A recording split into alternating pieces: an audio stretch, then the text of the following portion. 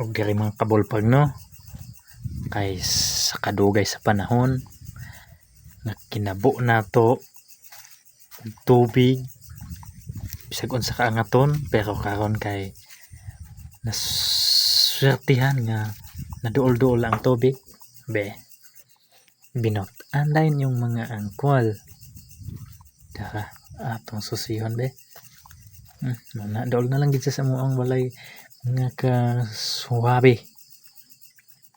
Dara mga pila na lang ni ka meters dagay basta dool na lang siya kaayo sa una perting layo namong kalab-an, kaliguan, labhanan kalayo ang aton kay karon dool na gyud automatic palihid binutan si angkol laba dai na anak kabut-an yung kabulprag, di ba?